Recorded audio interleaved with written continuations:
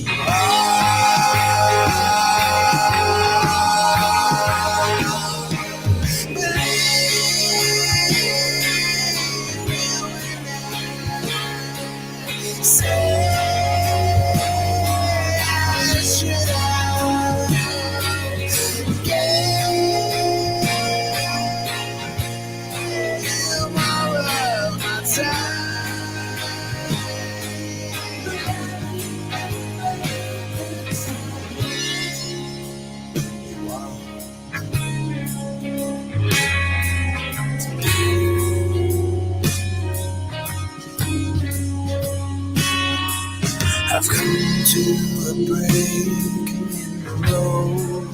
I wish I knew which way to go. 'Cause one leads to moving on, but I'm not that strong. Strong enough to figure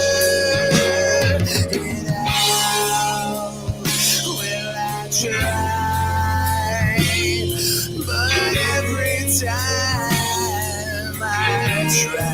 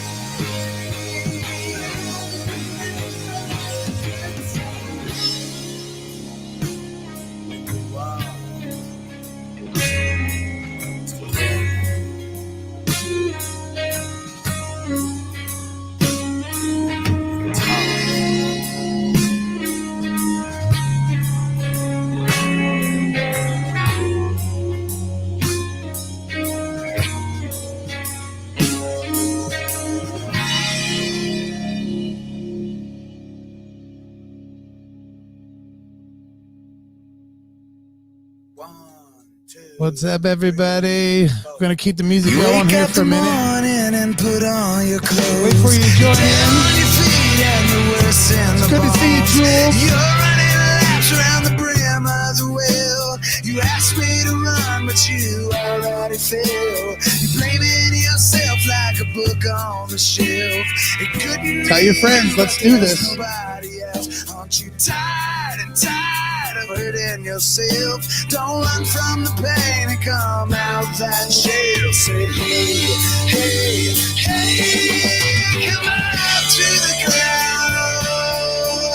Let you fall back down to it. Just take a while. Just the intro, waiting for y'all to show up.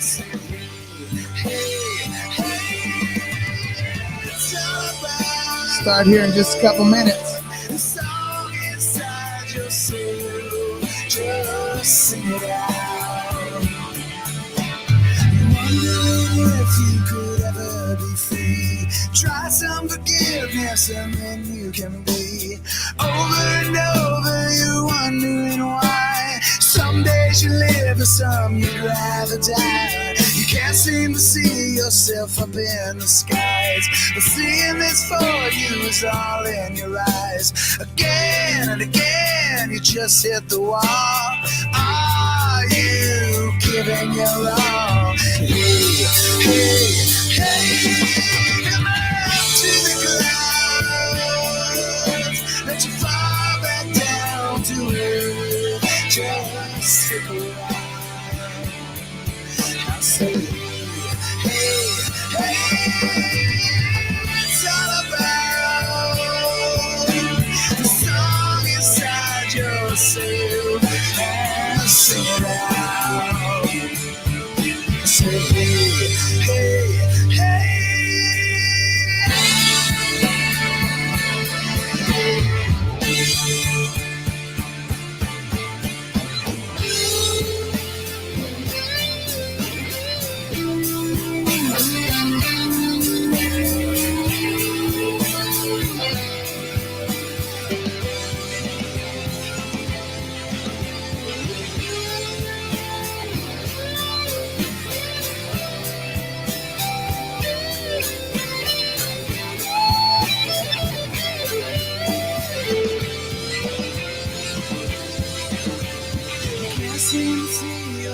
Up in the skies, but seeing this for you is all in your eyes. Seeing yellow as some kind of high. See what I see when I look in your eyes. I wake up the morning. Thanks so much, Al. Appreciate it. And I'm worse than the bones. Getting ready to get going here in just a minute. I like this cut too. Life in a shell, I said, hey, come up to the clouds. Let the fall back down to earth. Just take a while. I said, hey, it's all about the song inside yourself. Just sing it out.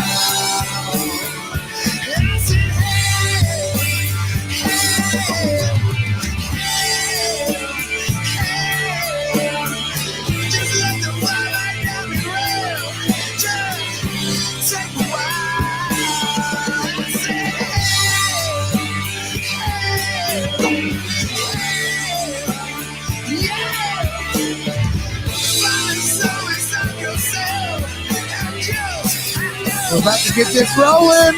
Oh, such a good song. Oh, my God.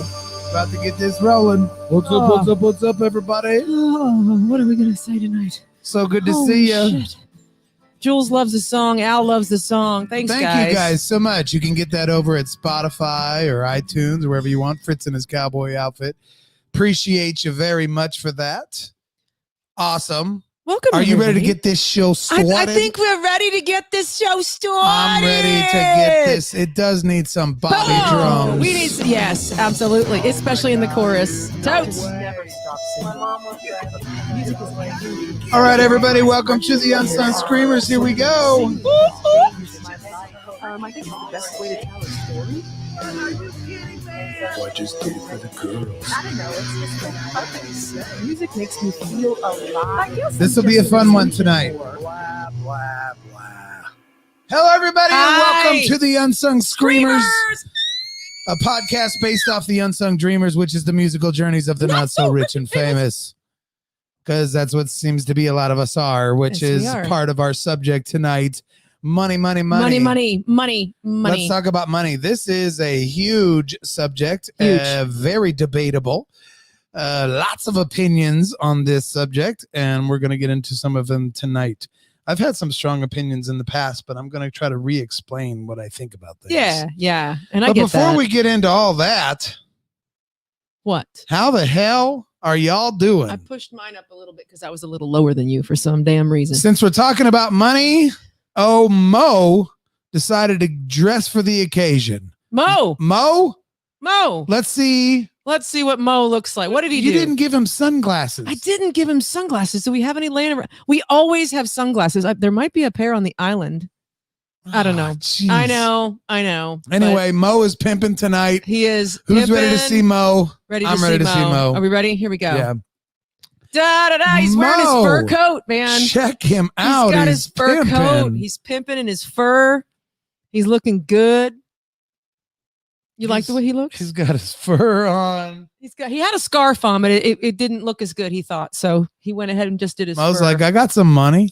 I was gonna put Somebody want to talk about money? I got some money. Mo was gonna put a headband on and he decided not to. So Bobby Hoskins loves him some Fritz in the cowboy outfit. Thank you, Bobby. One One of these days, we're going to play it. I know we keep saying it, but we got to just keep saying it until it just finally fucking happens, right? That's right. Oh my goodness. That's right. I'm reading something else. So I need It's to the not truth. crossfire. What? Okay, hang on.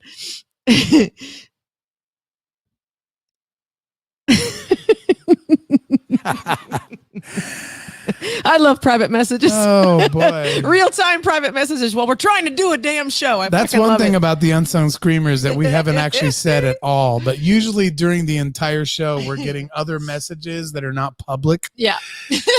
And they're not public for a reason. It's either private to Tara or private to me or private to us.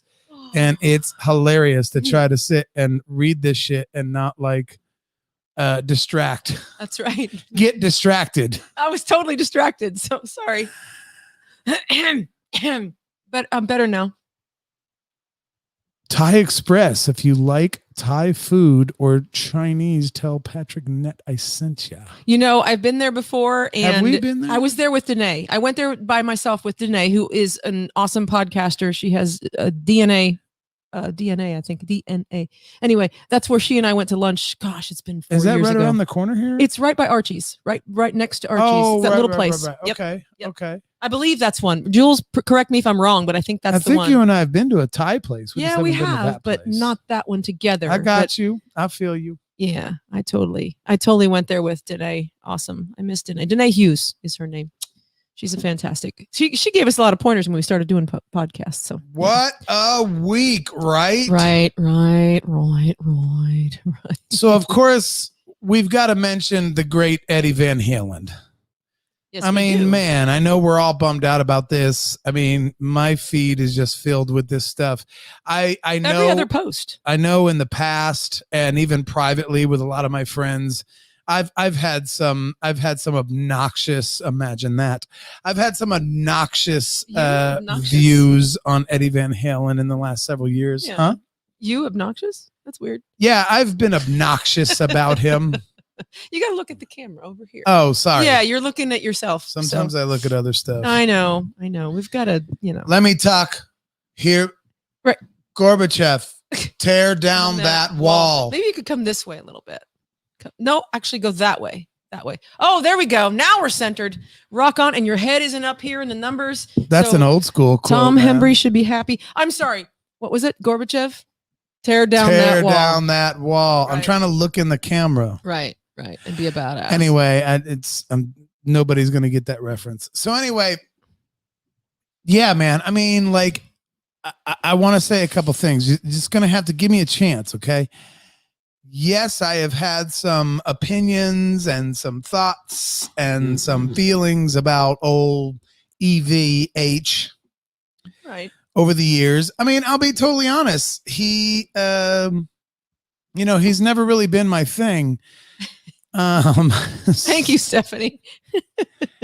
Sorry, I'm just going to put this up there while you're trying to talk real serious. Yeah. Well, I'm not really trying to talk super serious. Damn, Tara, your boobs are looking amazing tonight, she says. Eddie Van Halen Thanks, wasn't, Stephanie. he just wasn't, for me, he wasn't one of those guys that throughout my life, I was just like, I mean, I definitely respected his ability, his talent, and his place in this musical world of ours. And I mean ours like the entire planet. Yes. Right. Yeah. So I totally respect that and recognize that about him. His actual playing and Van Halen's actual music was just, it wasn't actually a big, he wasn't as big of an influence to me as some other people were. That's all. So I didn't go in, but I do got to confess several things. Ooh, it's confession time. I wish we had a little jingle. No, I do got to confess. How about? It's confession time. I don't have anything else. Tom, why did you give Tara this machine to play with? It's not as bad as the first time we had it. We were both hitting every button on it 14 times a minute. Al was out of commission for hours. I know that there are some people out there that just like Eddie was a huge deal to them, and I totally respect that about so many people around here who have loved him for so many years. I just there's nothing to get in an argument about here. He just wasn't my big idol growing up. Right. But I know that he was a lot of other people's very, very big idol and very big inspiration to do what they do, even to this day. Yeah. Guys, I've talked so much in this show about one of my greatest mentors of my life, Joe Baldridge. Mm-hmm. And the day that it was announced that Eddie had passed, he actually made a post like, my kid just asked me if I had a guitar to borrow. See what you've done. Yeah. He always has a wonderfully different way of complimenting somebody and showing, tribute to people. And I just thought that was great. And I know so many people, I've got so many friends around here that I've had Eddie Van Halen arguments with, just to be fun, just to have some fun. Yeah.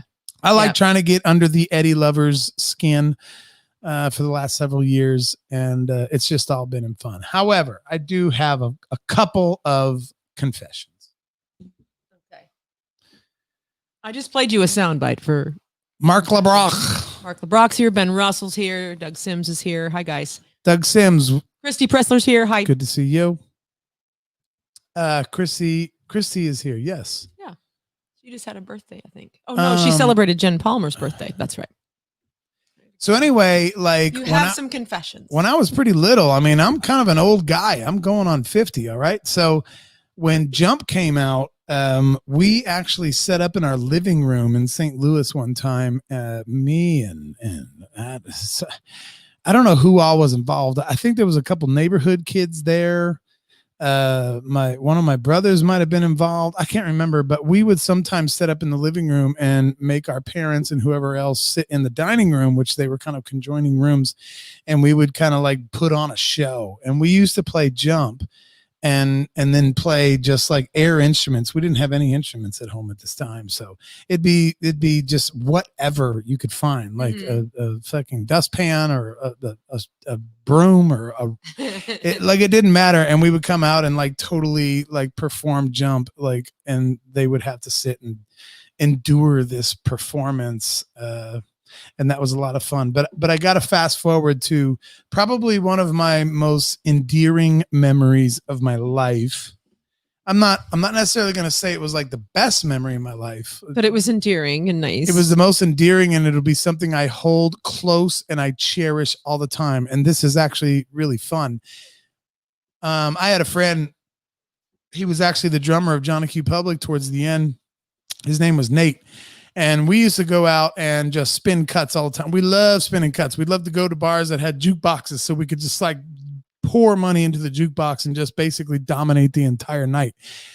We would just make sure we put enough money into the jukebox when we got there that the whole rest of the night was going to be our cuts. So it didn't matter. I mean, $20 in a jukebox will buy you like a lot of shit, like 50 songs. So Especially back then. yeah, this is 20 years ago. 20 years ago. And so we always used to go up to the old Schultz and Dooley's. Schultz and Dooley's over there in Chesterfield Village, right? They've actually been there kind of since the beginning of the old Chesterfield when it was all first being built. Hello, Kanita. And Deb Shelton's here too. Deb Shelton says, I wasn't a huge fan of Van Halen. She was more GNR and Slash, but seeing them live and an EVH solo was a memorable life experience. Oh, I bet. Seeing them live. I never got to see them live. I bet it was. And that's kind of like similar to where I'm at. Like I wasn't ever a really big Van Halen fan, but I just, his marker in our entire society's musical history is just undeniable. Yeah, like you can actually totally not like him, but you cannot deny what kind of stamp he put on the music industry as a whole. And so we used to go up to this Schultz and Dooley's over there. It's still there. It's in a different spot though. And no, okay. I mean, I think Schultz and Dooley's way before this, like more than 20 years ago. It might have been somewhere else. But I got you. When Schultz and Dooley's finally plopped their ass in the middle of Chesterfield Village, over there where Garbo's is and the old Dollar Theater used to be. Oh, yeah. Doug says lots of money spent there. Lots of money spent at Schultz and Dooley's. Doug Sims. Yes, Schultz and Dooley's, man. We used to go there. They would, and what we liked about them is they would let the jukebox play loud. So there was nothing worse than a place in town that had a jukebox, but then they would turn it down in respect for the other patrons. And I'm like, fuck the other patrons. What the fuck? How much money are they spending? We're going to talk about money tonight. And you're going to be there a long time. How much fucking money are these other whiny ass water drinking patrons spending in here, bitching about the jukebox being too loud? How much are they going to spend compared to how much I'm going to spend? Right. Because before I've even ordered my first beer and before I've even ordered another $20 plate of food, I've already put $20 in the jukebox, and you're going to turn it down even though I want it up because of some water drinking bitch about everything Karen motherfucker over here whining about the jukebox being paid too loud. But Schultz and Dooley's, when we were going there, because we would go there 3-4 dudes at a time, we were like hanging out. That was our jam. We would go there, like all of my friends, we would all go to Schultz and Dooley's. That was like, for a while, that was like our jam, man. So when 4 or 5 of us would go there and hang out, we'd be in the hundreds of dollars we would spend there. So they knew we wanted the jukebox loud as fuck. Loud as fuck. And they would go ahead and play it loud as fuck. And it was great. That's what made Schultz and Dooley's great at that time. There was also, interesting side note, somebody who worked there as a waitress. She was like the main waitress at Schultz and Dooley's. She became our friend, and we were all buddies, and she would bring us pitchers of beer, and we would play the jukebox, and we'd ask her to tune it up, and she would tune it up. I said tune both times on purpose because I didn't want to have to correct that. I meant to say turn it up. And you just corrected. And she would come over to our table and was like, man, I just want to open my own bar. We were like, you should do it. You should do it. You should open your own bar. That'd be great. And we would go there every single day. She's like, I'm getting really serious about it. We'd go over there week after week after week. She's like, I'm getting closer and closer and closer to opening my own bar. And we were like, you should open your own bar. That'd be great. We believed in her. We told her she was awesome. We told her she should do it. And she did it. She did it. And that bar is Bugsy Malone's right now. Bum, bum.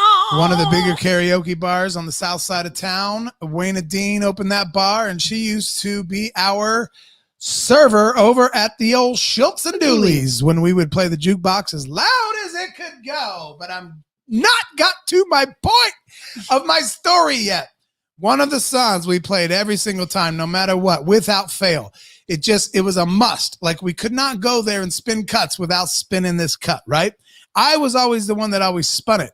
And so it was Hot for Teacher. Oh, We would play Van Halen's Hot for Teacher, but that's not all. When Hot for Teacher came on, we had gotten to a point where we were such regulars up there.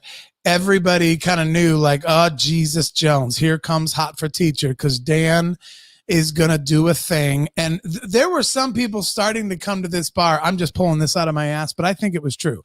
There was some people coming to this bar just to hang out with when we were there, spinning these cuts and doing our moves and getting on tables and everything else. So if you've seen the video for Hot for Teacher, all right, we've already done the Hot for Teacher. But then, and the girl was hot. I'm not talking about that.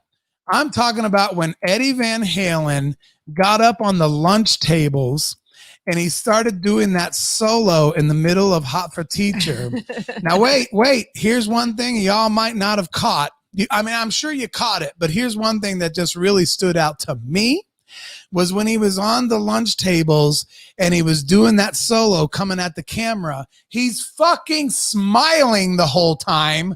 Like he had just won a couple bucks on a lottery ticket. I'm like, what are you smiling? This is not rocking. This is not rock and roll at all. He's walking towards the camera and he's got that big ass Eddie Van Halen smile on with those flat front teeth that he had. You know, that weird face he had. that weird face. No, I mean, come on. He had a weird face. He had a weird mouth and smile. Oh my gosh. And he's like soloing on the lunch table, just like, and he's like smiling ear to ear, like he's at an amusement park. And it's like, you're supposed to be like a rock guitar player. But no, Eddie Van Halen is ear to ear, just grinning. Oh my gosh. And he's just going down these lunch tables, right? You guys all remember that? You remember that? It was black and white, I think it was. I think it was. So anytime Hot for Teacher, I would play on the jukebox and that would like come on. So everyone knew Dan's going to do the Eddie Van Halen, the walk. Uh-oh. Had to walk it out. And that's what we said. As soon as the song would start, my buddies at their table would be like, walk it out, Danny, walk it out. And even Wayno was over there still serving us. She's over at the bar filling up our next picture. She's like, walk it out. I mean, we got it to where everybody in Schultz and Dooley's knew, like, oh, Jesus Jones, Dan's going to walk it out. Walk it out. Walk it out. He played it. He's going to walk it out. And there's people who hadn't been there before. They're just like, what are you guys talking about? Going like, on? I don't understand. Like, who's going to walk what out? Like, what are you talking about? And so anyway, the song plays. We're going through the whole, like, I forgot my pencil and all that bullshit. Then the solo hits and I would take off, man, in Schultz and Dooley's. And I covered every square foot of that place.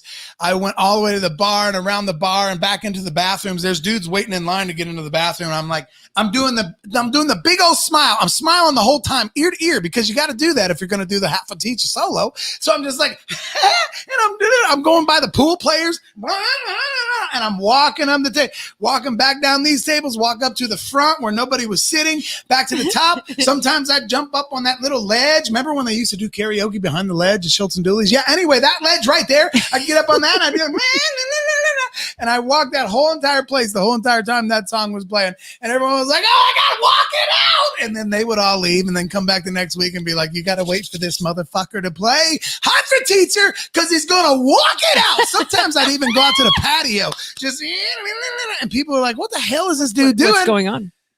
And that's one of my most favorite Van Halen memories. And the reason why I called it endearing is because I was there with my best friends. A lot of times I was there with my older brother. Mm-hmm. Right. And we had some of the greatest times, memories, storytelling, and jukebox spinning of all time at Schultz and Dooley's in Chesterfield Village. And most of the time, listen, I'll tell you how big of a deal it is. When it was announced that Eddie Van Halen had passed, my older brother, who actually lives in New Hampshire, sends me a text within an hour of it, like trending on Facebook and everywhere else.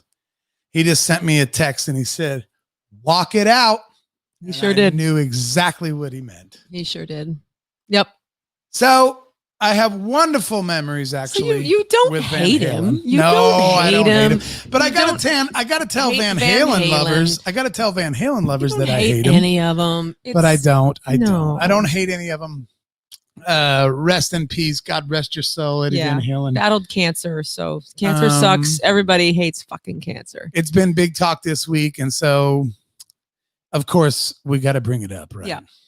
That's a great story, though. I mean, it's a good way to celebrate because if without him, you wouldn't have that story. No, And not that's at a all. brilliant story. And I have a few others, but I don't want to go all night. Right. We got that other stuff to actually talk about.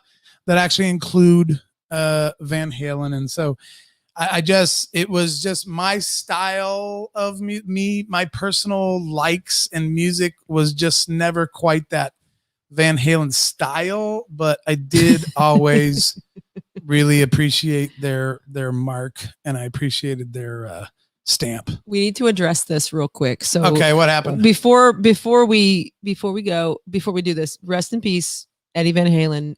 You are missed. Moving on. Stephanie says, "What the hell's going on with those wolf-looking sideburns, Dan? They're getting a little out of control, aren't they? Turn your Yeah, head Stephanie. back and forth. There you go. Look at that.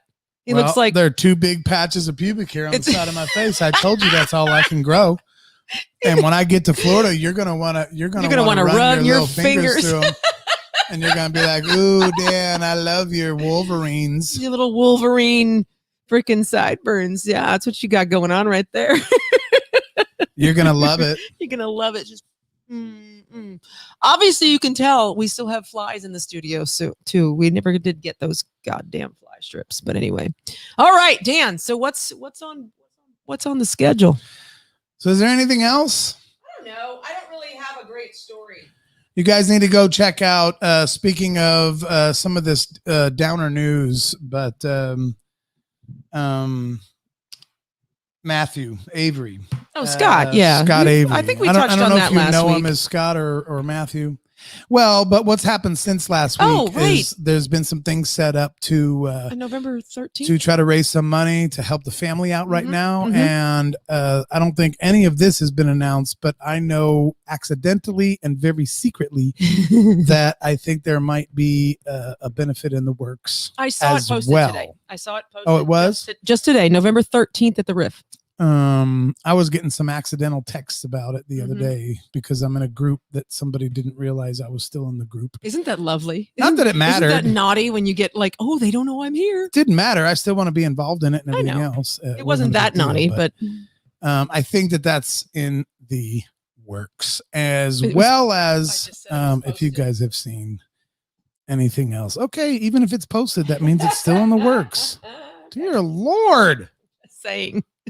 I don't know if you heard me Why you gotta bust my balls? because you don't hear me a lot, or you purposely ignore me. I'm not sure. I which hear yet. you, I ignore you. Oh, okay. All Big right. difference. Fantastic. Well, all right. That's why the boobs have to be here. So I get noticed somehow. Sideburn tan lines. What? Do I have that to look forward to? What are you talking Because about? I'm thinking Oh, of Al? tanning. I'm thinking of starting to tan. Am I going to have sideburn tan Yeah, if you lines? start tanning, that's hilarious. Fucking hell. Oh, lack of facial hair. Who's okay? That's Terry Jones. Hey Terry, how are you doing? Lack of facial hair is from lack of Crown Royal. See, that's our Crown Royal buddy from when you did the show over Jared's show.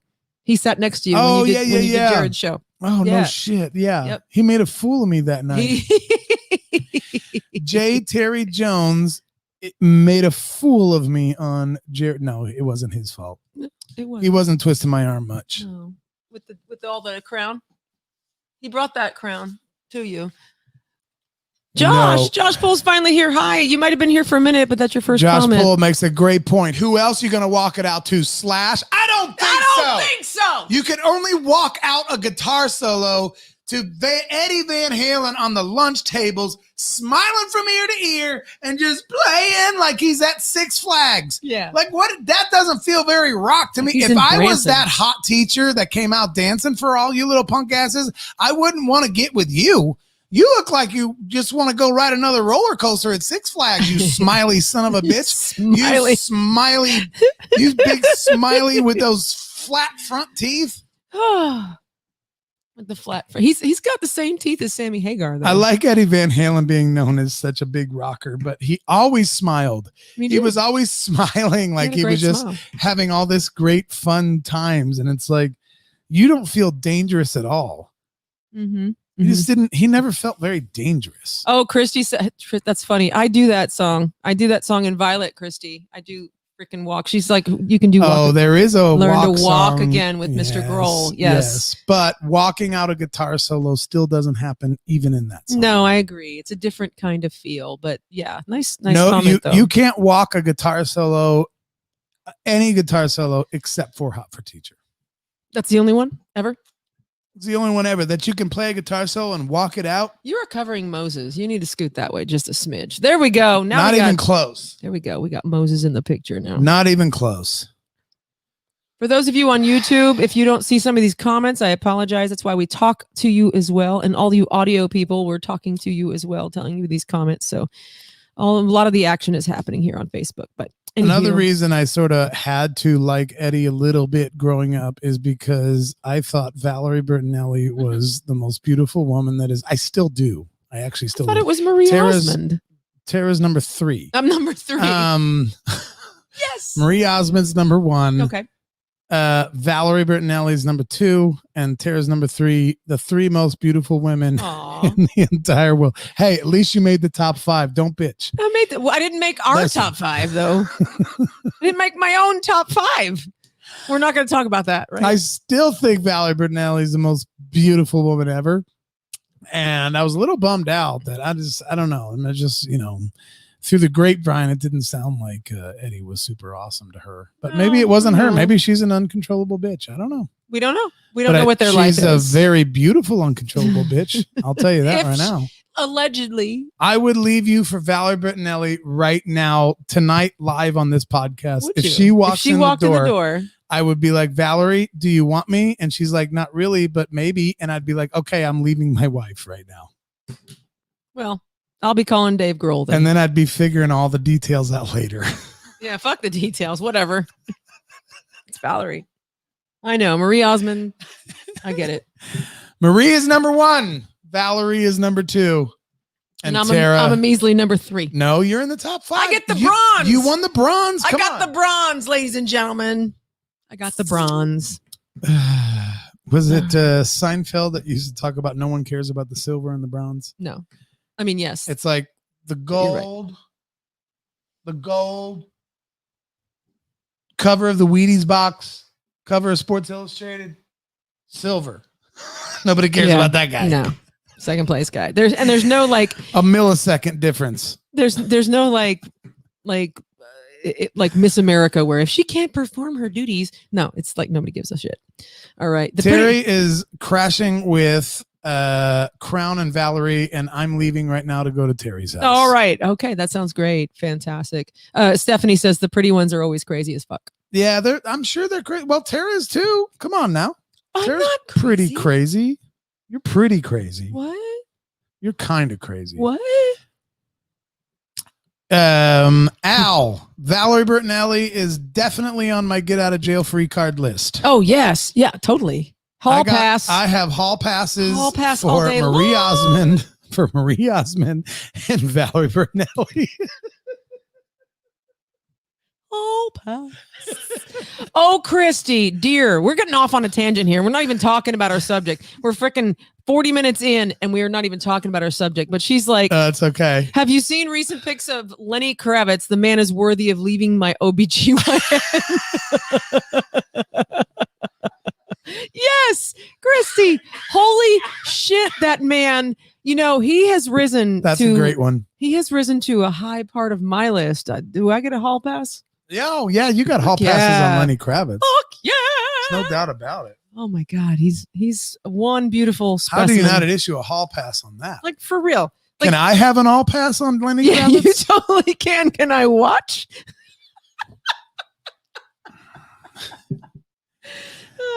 Josh Poole, Valerie is also the only reason I watched One Day at a Time. Oh my God, I think I was more in love with her then than I am now, but I'm in love with her a bunch right now. Yeah, I know. Great. Stephanie just says great. Great. Great. It's so funny because sometimes when we're skipping through comments and stuff like that, sometimes I'm like, why is she saying great? Oh, what I just said or what you just said. This whole live thing is super Who knows? Fun. Oh my gosh. We're not endorsed by Ebbets Field, but I'm drinking out of their cup right now. Yeah, I love me some Valerie. She is beautiful. And she still is. I know we all age. No, she absolutely. Did I say was? I meant somebody said is. Like early, like Valerie was hot. I'm like, well, yeah. Josh said the only reason why it's one day to die, but Valerie is still freaking amazing. Deborah Shelton, thank you. I'm going to try to find that cooking show. I want to watch Valerie cook, and I want to watch her to whisk eggs. You know, when they you know how those girl cooks whisk eggs, and then like all their shit starts, and the stuff starts to happen, starts jiggling. Yeah. Mm-hmm. Yeah. Thank you, Stephanie. I just realized I got paint on my arm. Look at this. Look what Christy it's says. The mark of the beast. Even if Lisa Bonet asked me to swim in the lady pond with her, I would say, where do you want me? That family is way too beautiful. Swim in the lady pond. Yes, that's the phrase of the week. Right Christy there is pulling out the comedy tonight. On it. Oh shit! Oh, okay. She's slaying Jared's comedy. Swim in the lady pond. Swim in the lady pond. Holy fuck! Yeah, I'm with you there, Christy. Oh, Terry Jones is getting whiskey frisky. Nice. Oh, you almost made me shoot beer out of my nose. Right. Shit, I'm drinking wine tonight. That's like a chill drink. I should have been drinking seltzers, which I have some right here. But anywho, boy, holy crap. Okay, this is like almost more fun than actually trying to get to our topic. Our topic's not super exciting. It's just something to kind of chat about, and I wanted it to be something we all talk about together a little bit. Yeah. Especially if anybody wants to chime in. Show me the monies. Show me the monies. That's right. Show me the monies. Right so there. yeah, this has been an age-old subject, right? I mean, all of us have. I don't know. I mean, I've had so many discussions with people about this. Friends. I mean, via texting, via hanging out in person, via. Sometimes it gets into almost heated arguments. I've personally had opinions on it that. Some people have maybe never wanted to talk to me about it ever again. And I'm not going to get into all that tonight. I don't really want to get into what my opinions are about this.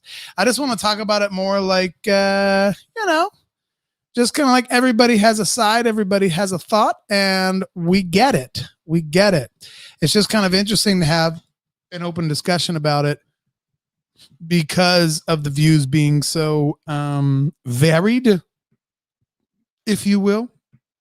Right? Yes, very much so. Varied, if you will. Should you play shows for hardly nothing just because it'll promote your band? I don't know. Should you demand a guarantee when the night was an absolute bust? All you're doing is hurting the club. Right. I don't know. There's a lot of things. Is your music in general? Is it just something you're not willing to do unless you make money?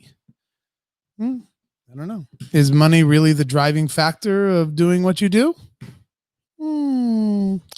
Lots of questions. A lot of great questions. Should a club be free to get in?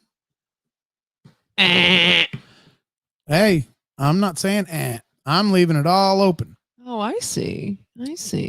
Should you pay $15 to go see a band you love? Yeah, I don't know. Is one band asking this much money fair compared to another band asking a different amount of money? I don't know. It's just all out on the table. I have ideas, but so do y'all, right? These are the questions of the night, right? So anyway, I want to post this super quick. Chrissy Presser's back with us on Thursday nights because she got put on day shift. So yay! That's why she's here. Yay! Fantastic. Terry Jones, I played for the chicks, never gave a damn about the money. Amen and amen. Right on. See, that's the comments we want. This is what makes this subject so complicated, is because a lot of people can say things similar to that or maybe exactly like that. You might have played for the chicks. You might have played for your own like artistic like need and desire. You might have played for, you know, wanting to be famous or whatever it was. Was it really all about the money? It seems like the old farts like myself or older, which not me, but just old farts that are older than me. The old fart's older than you. That are older than me. It seems like they all of a sudden now are bitching and moaning and complaining about money. But back when they were 20 years old, they didn't give a goddamn about it. You know, and so does it have to do with where you are in your life? Does it have to do with whether it's worth it to you anymore? When you have 6 grandkids, do you want to go play for the chicks? Because the chicks probably aren't going to hit on the grandpa. I got it. So now you want the money. Mm-hmm. But they might. I know some grandpas that are pretty hot. Yeah. Oh, I thought you were going to say the name of a band. Oh my God, Michelle's here. Hi, Michelle. I don't think there's a right or wrong answer because it depends upon the situation. Yes, and I think that's the whole point of what we wanted to talk about what tonight. What we're talking about here, right on. I don't think there's a right or wrong answer at all. I think it depends on the situation. It just and here's kind of the premise to why I thought this would potentially be a fun conversation to talk about, because it does have some to do with kind of what the fuck's going on in the whole entire world as well, which is we've lost our ability to just be a little flexible, right? So everybody's going to the extreme about everything. You just got to go to the extreme. This is where I'm at no matter what. And that's actually a stupid way to live no matter what. Like, you know, in your dating life, in your money, and everything, every facet of your entire life, raising kids and everything. If you decide you are going to put your foot down on one specific principle and you are never, ever going to change from that stance ever, then you're going to miss out on so much understanding from somebody else who might have a different perspective. And it might be a perspective that would help you find a better way to understand how you feel about your original putting your foot down perspective. Hey, Dave. Right? Flexibility. Dave Clemens. Good to see you, bud. And I just think that everybody being a little more flexible in the way that they feel and the way that they think would help. This is how it was all originally supposed to be, right? Like I can have a really extreme opinion about, I'll never forget one time, I'm going to go off subject for just a second. Everybody knows about my Led Zeppelin rants. I got in one of them one night in my own house. We were having basically an after party. It's creeping into 2, 3, 4 in the morning. There's only a few scragglers left. One of the scragglers just happened to be a pretty educated Led Zeppelin fan. Like I've argued with so many Led Zeppelin people who are just bullshit. And that's actually why I have my argument. You just say, oh, they're a legend and everything else. And you actually don't know fucking shit about them. But I did accidentally step into a fucking wasp nest when I started to have my argument with somebody who completely understood the entire Led Zeppelin story, influence, their music, and why and who and where and everything. Those are the kind of people that I like arguing with more than the dumbasses who just say this band this, and then they don't have anything to back it up. So I walked into this wasp nest one night and I was doing my thing. And they came back and I kept telling them Led Zeppelin's never written a chorus, which is still true. Even the guy I was arguing with, who was a Led Zeppelin fanatic, was like, you're actually right. They have not written a chorus. However, and this is where he got me. This is where he buried me. He was like, Led Zeppelin was never about choruses. That wasn't their thing. Their thing was a completely different thing. It was creating music and sounds that nobody had ever created before, the grooves and the rhythms and the way the guitar parts were, and that was their magic. Their magic was not Shot Through the Heart by Bon Jovi. Their magic was that they were digging into a completely different musical experience. And I said, all right, I can buy that argument. Thank you, sir. And my opinion Fair. about Led Zeppelin has changed ever since that night. My point is that I started with is flexibility, man. Open your mind and think about some things that maybe you don't always think about. So if you think bands should get paid guarantees no matter what, especially if we have experience, lighten up and be flexible. You might not deserve that money, even though you have experience. If you're someone who's like, I don't ever want money, I just want the chicks and the experience and the door. 4 people showed up and I don't care. Maybe you ought to change your thought process too, because you can maybe, enjoy it a little more. Yeah. If you were like coming up with ways to find a balance. Oh my gosh, here we go with algebra again. Algebra is something we use every single day of our lives. I've talked a lot. What do you have to say? Oh, I don't have anything. I'm just trying to get us all centered on the camera again.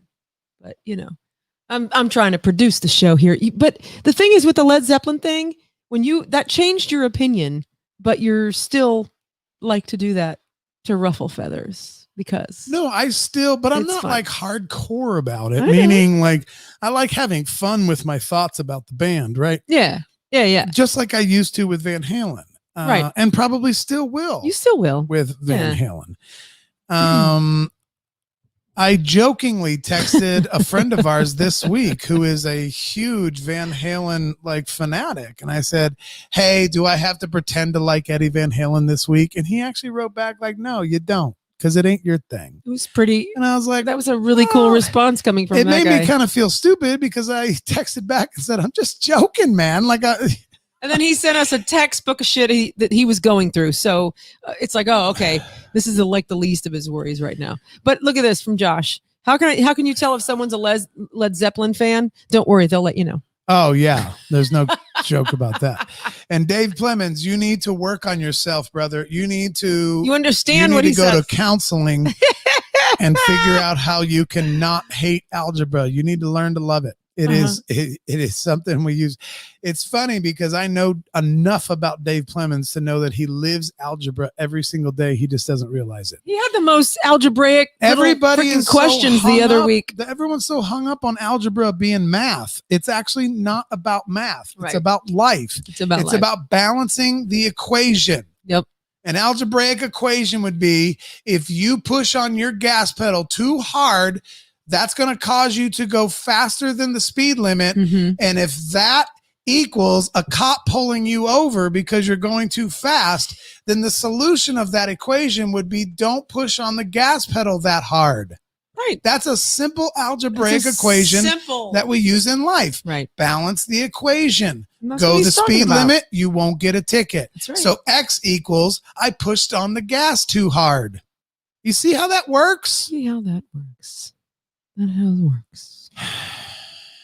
Anyway, what was I talking about? Oh, we're talking about money when it comes to musicians and why we started playing. And I think Michelle had a pretty good comment a second ago. Yeah.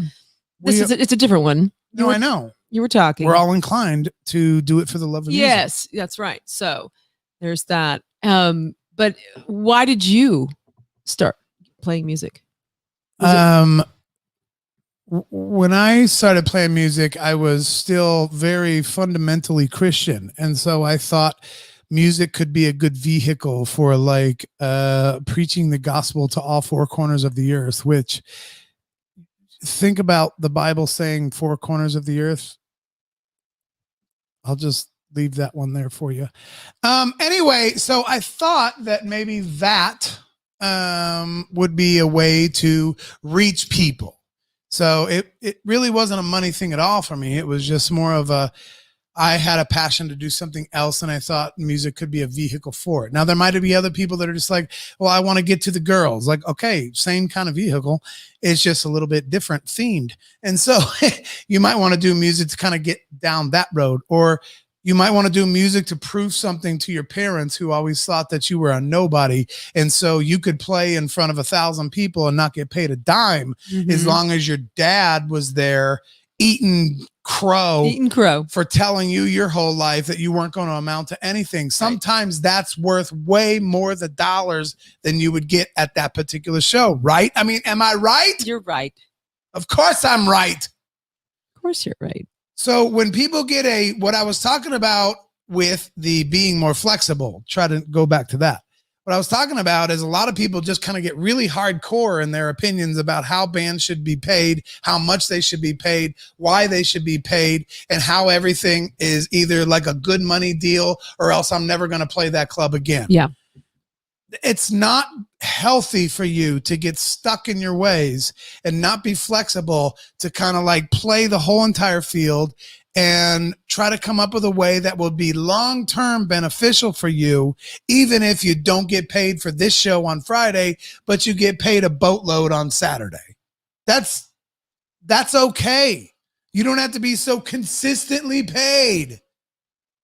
There are circumstances where you could play for nothing just for the exposure. Those stories actually are real. They actually real. Now, I know that there are every band that opened for you when you were in Machine Gun Symphony. Yes. And I did it. It was totally worth playing for free to play in front of that crowd. It's totally worth it. It got us some new fans. Paralandra opened for us. Yes. The mixtapes opened for us before anybody knew who they were. So many. Yeah. Yep. There's been a lot of situations like that where they were playing for 4 people on their own and they played for 500 people with us. We didn't pay them anything, but then they had that ability to say, we did this show over here with these guys, and they grew that. It was like a seed that they could put in the ground and they could grow it. And they grew it into something now that's fucking, I wish I was in Paralandra. I know. It's totally worth playing. Actually, I don't. I'm too old and fat for a band like that. But it's totally worth playing for that kind of exposure. I mean, people talk about like, well, I've been playing for 30 years. I'm not going to play for free no matter what the crowd is. Okay, doesn't matter. Hi, Tyler Weeks. Haven't seen you in a long time, buddy.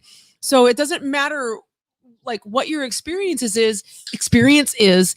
I mean, I always do this and I'm going to get fucking, you're going to laugh at me. I played in front of 20,000 people and got $1,000 for 30 minutes. We're going to talk about that later. But I'm just saying, even when I did that, I came back to Springfield after that and still played for free in front of Machine Gun, no matter what I had done before, because I wanted to have exposure with this new thing I was doing and things like that. That's the point I was making. Is I know we'll talk about that later, but it's a matter of grabbing that opportunity, even though you have 25 years of experience. It doesn't matter. You're starting something new. Let's do this. Let's do this, right? Well, right? Yes, because getting into music, especially the type of music scene we have, with so many, just cover bands, but we're all friends and we all support each other and we all try to go to each other's shows as best we can. But I mean, we're not like New York City. We're not like LA. I mean, we all know each other, like everybody does. And we're so tight. And so in that particular situation, if you put your foot down on like, this is how I think my band should be paid. And if people don't want to pay it, then fuck them.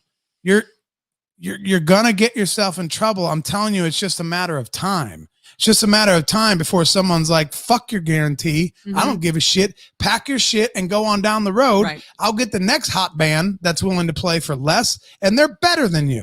And then all of a sudden, you're fucked because you fucking put your foot down on your guarantee. I'm just saying, maybe you're in a spot right now where you can get a guarantee. Someday you might not be. So don't burn the bridge with somebody who maybe someday you might have to come back licking your wombs.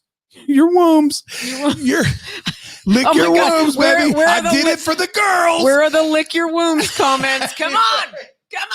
Your wounds and need a place to play, and they don't want nothing to do with you because you put your foot down and you were so fucking like stuck in your ways. I'm just saying, be flexible. Yeah. Every situation. Michelle McBride said it earlier. It depends on the situation. Sometimes there's a club that is like got a vision, man. They got a dream. They want to someday be an amazingly awesome music venue, but right now they're fucking broke and they've got it all on the line and they have cashed out all their life savings to try to make this bar happen. And you blow in with your $2,000 guarantee and 4 people show up and you demand that you still get your money. What you're going to basically do is put that bar out of business. And unfortunately, that owner of that bar might have had big dreams to turn it into one of the greatest places that's ever been. So can you work with them? Right. Could you maybe take one on the chin and work at a place that's like, damn, you bottomed out tonight. So did we. Let's share this. Let's share the, Share the success, share the failure. share the failure. Right? Let's share the failure Yeah. so that we can come back again and you'll still be in business. And maybe we can get a little more. Maybe we can get a little more.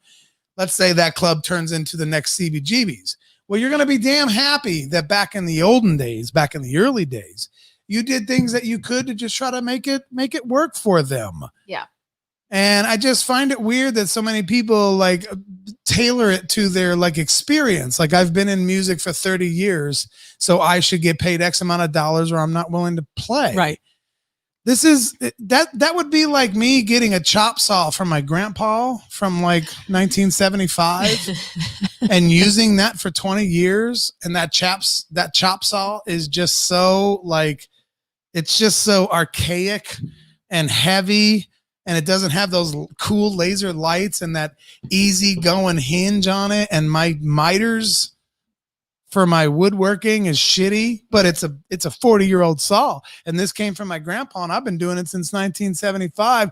Why can't I, do the woodwork on your house? Because I've been doing this for 40 years. And the builder says, your chop saw is like fucking archaic, man. It's like an antique. I've got a guy over here that's just as good as you, and he's got this badass DeWalt chop saw with lasers and lights and a stand and everything else. I'm going to hire him, and I'm going to be like, well, I've been doing it 30 years.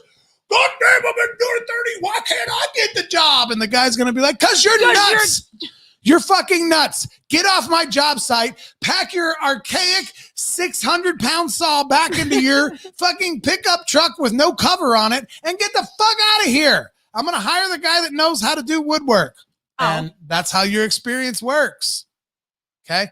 Doesn't matter if you were in a band in 1974. Are you in a band now that can draw some people through the door if it costs to get in? Because if you're not, you're just an old grandpa chop saw sitting on the shelf. Even if you're really good. I want to touch on some comments. All right. Because we're getting some really good comments. I'm that talking we're too much. You are talking a whole fucking lot. I swear to God. And you're crowding the middle of the space. You got to remember to stay over here. I adjusted the set and he's like still wanting to stay square. And I adjusted it this way. If you give me rules, I'm going to break them, Terrell. You got to be over there just a little bit more. There we go. Now we're good. Okay. Be by your mic. Okay. So I'm going to go back to some of these comments because we have a comment right here. Is it different for men versus women in the music industry? So Stephanie Cagle, that is a whole other show.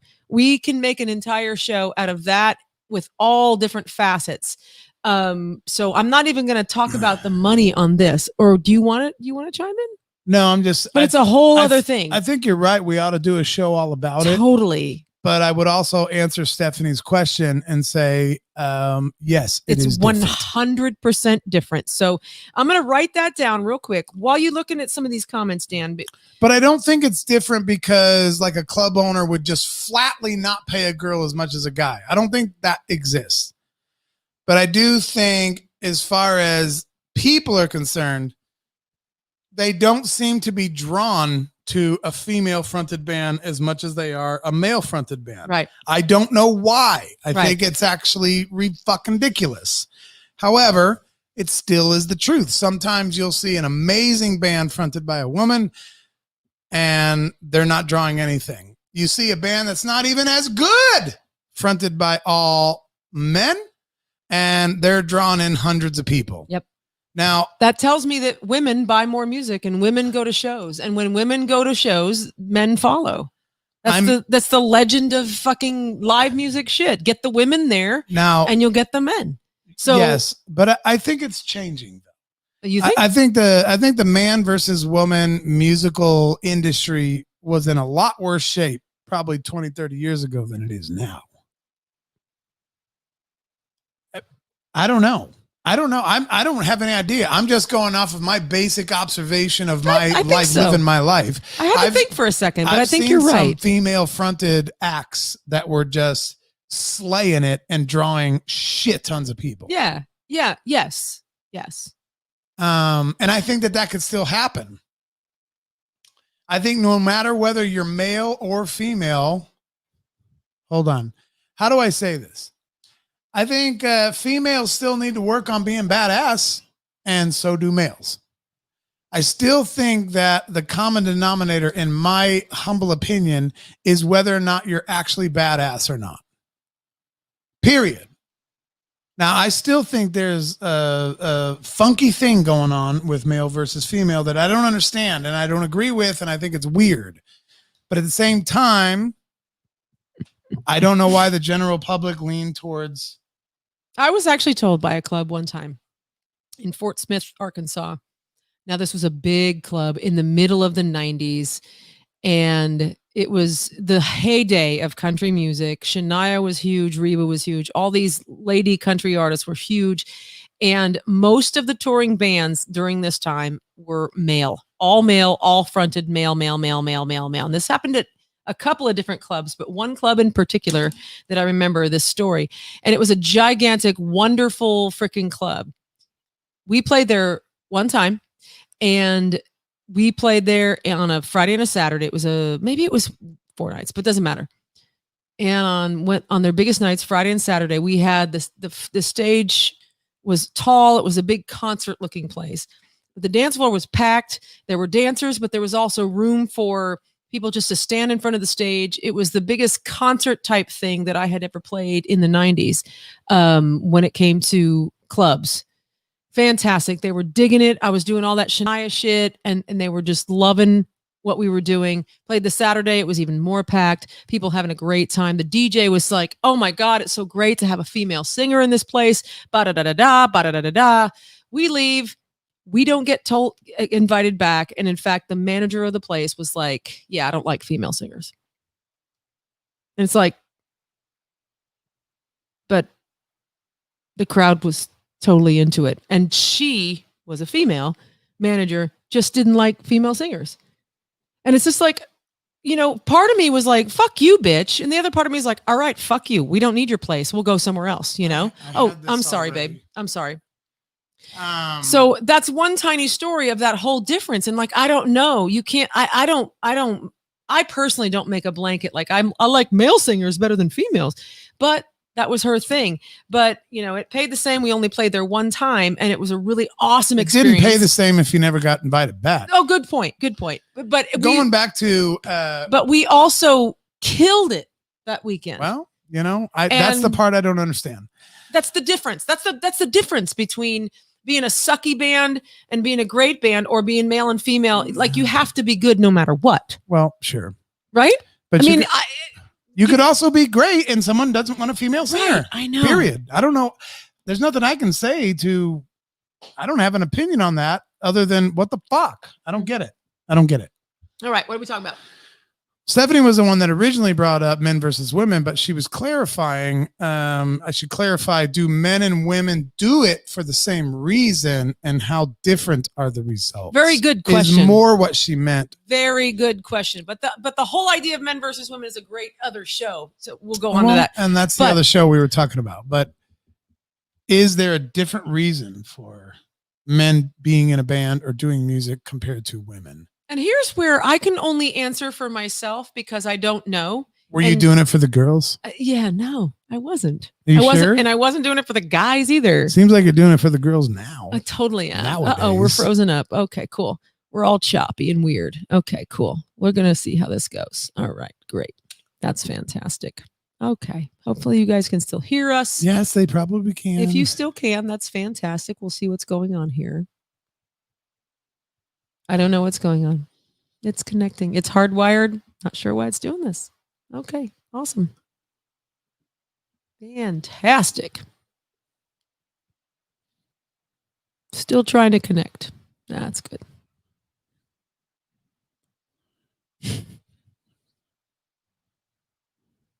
I see Kimberly. Kimberly. Kimberly, nutter, butter, utter. Okay. All right. Let's. Women do it for the dick. Stop lying. That's hilarious. There you go. I think Terry Jones just cracked the code. They can hear us. Your camera's just all goofed up. So anyway, we don't want to get too much down the road of like women versus men, because I do think that that could potentially be a whole nother show title. This still has to kind of do with the money and what we do this for and what we're getting paid for. And all I encourage people to do is just be like a little flexible in the way that they feel about things, because some shows would maybe be a great thing for you to play for free or next to nothing. And other shows, you might as well take that cash if you can get that cash. There's no doubt about it. But I wanted to move into kind of section 2 a little bit. That is a great Frozen pick. Y'all can still hear. Everybody's saying they can still hear. Tara's dinker donking with the camera here. It's not changing. Well, maybe you just gotta be patient with it. That's what women want. They want you to be patient and kind. Be kind and patient. Oh my gosh, I don't know how to fix it. I'm sure we'll wake up tomorrow and be like, oh, here's how we could have fixed it.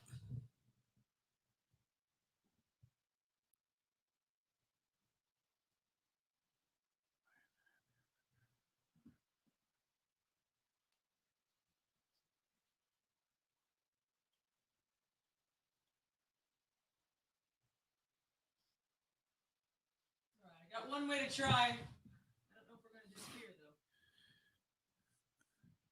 Uno más. Por favor. Ladies and gentlemen. What are you going to do? Some kind of restart? It looks like we're still live.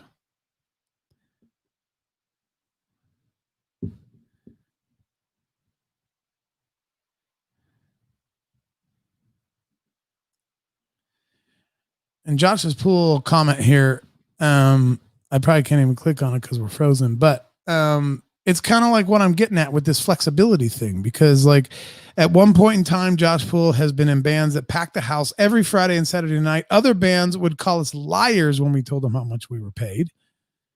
And I've also been in bands that drew nothing. That's just how it goes. It's about the market and knowing how to grow your fan base, knowing how to grow your fan base. And that's the thing. That's where I'm getting at when I'm saying it doesn't matter how experienced you are. I don't mean that as an insult to anybody who's been, doing music like forever and all these kinds of things. I'm just saying it is like the market changes.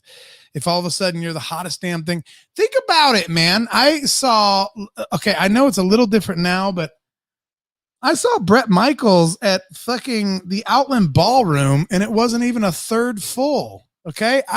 That was not super long ago. Maybe, I don't know, 10 years. Something like this. I mean, he was down there as a solo act and it wasn't a third full and we were at the Outland Ballroom. And that's just like, okay, you used to pack out all these big stadiums. Well, now you don't. And so when you say, well, based on my experience, well, what about Bret Michaels' experience as of 10, 15 years ago? This was before House of Love. So maybe it was longer ago than that. I don't know. Audio there's just a frozen video. I know. And we're sitting here waiting for it to, and it's actually hardwired connected. So I don't know why it's being a dick. I'm going to try something different. The picture is going to look like shit for a second, but at least you'll have us. I just want to at least have us on the screen. And that way. Is this going to be the Mac? Look at that. It's got really shitty. You can see everything that's going on, but there's still really good cleavage. Okay. Fantastic. Oh my God. I don't know what the hell's going on. So, that is so funny. Look at that. That's behind the scenes. That's literally behind the scenes. It looks like ass shit. That's actually kind of funny. It's funny, but at least you have like motion. The cleavage is shadowed just perfect. It's like, okay, all right. Are you? Are you secretly doing a porno? No, sorry. No, no. It would be kind of awesome. It would be. But Anyway, that's not our job. So yeah, you just get to a point where sometimes what you're doing might be hot, and then all of a sudden the next day it's not hot. So it doesn't matter if you did it 30 years, you're just not hot anymore, man. Like there's some bands that could play Springfield right now. It's happened. I've seen it happen in the last several years that were just like, holy crap, years ago you couldn't even get in the door, and these days you can't sell 10 tickets to it. So it's not about how much experience you have. It just has to do with like adapt with the market. And Aaron Gabriel, pow! If you're going to be in the music business, you are going to have to constantly adapt to what things are going on and what is hot and how it's going to work. Which kind of brings me to another thing I was wanting to talk about, which is a lot of bands just still don't see themselves as an actual business. If you wanted to actually start a business, whether you're baking bread or fucking, frying donuts, it doesn't matter. You're going to have to invest money in that business. You're going to have to get a place. And I ain't talking about your fucking instruments, and I'm not talking about your fucking guitar amps. That's what I'm talking about. Wipe that off the table. That's just your shit. I'm talking about investing in the idea of the business of what your band is. A lot of people are not willing to do that. They just want to go out there and draw shit tons of crowds that they feel like should just fall out of the wild blue yonder sky and hope that they make tons and tons and tons of money doing it. And they don't think at all about the investment, actual money investment. I remember one time a couple of years ago, I took a picture of a members only billboard that was here in town. And I was like, hey, that's the way you fucking do it right there. And I got all these fucking texts and private messages like, brr, brr, brr, brr, brr, giving me shit because I made that post. They're like, oh yeah, I get what they did. They just threw money at it. And I'm like, throw money at your band and that's how you make it work. And I'm like, actually, yeah, you're exactly right. Like, I know you're trying to be a sarcastic asshole to me right now, but you're actually totally right. You do have to maybe throw some money at it. You do have to be prepared to like invest in your business. There's plenty of businesses out there that need like a place to do their work. They need the tools to do their work. They need the electricity bill paid. They need insurance. They need phone bills. They need all these things. Just leave it at this. And they put money into it in hopes that their business is going to be valuable someday. And that's how they'll make all that money back. This is 101. This is business 101. But a lot of people don't see their band as business, which is I find very interesting, because a lot of people is like, well, I just do it for the music. Okay, great. Then don't bitch about how much you're getting paid. Right? Right. If you're just doing it for the music, go play it for free. But I should get paid. I need to get paid. Otherwise, I can't do it. Okay. There's nothing wrong with that. Then invest in your business. Invest in, and I'm not talking about your guitar amps and your guitars and your instruments and your microphones. I'm talking about in your business. Try to get some money behind your business. Put some work behind your business. It's just as much your responsibility to draw people to that club as it is the club's responsibility. It's an equal deal. It's a partnership. We are making partnerships with all kinds of other people who we try to do business deals to make money. If money is your big thing, then work with that club and try to bring as many people as they can bring. And the two of you working together will make some money.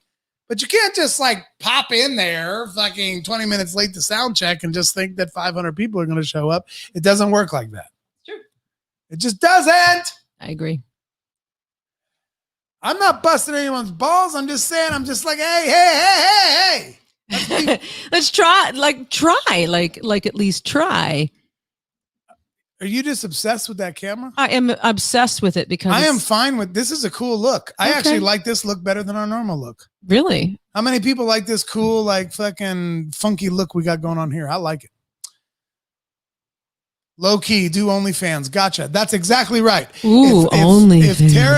If Tara and I keep playing music, we're going straight to OnlyFans. Straight to OnlyFans. And we're both doing totally nude photos and you can join our OnlyFans, and Boot will make $7,000 a month, and then I don't care if we make any money at your club. That's right. Hi, Keith Stewart. Oh my God. Hi, Keith. It's been 110 years. That's actually a legitimate idea, Christy, even though you're being kind of funny. She's being funny, but Find a way to make money with your band. I know. Like, for real. Because you might not always get it at the door. Are you telling people to check OnlyFans in the next few months?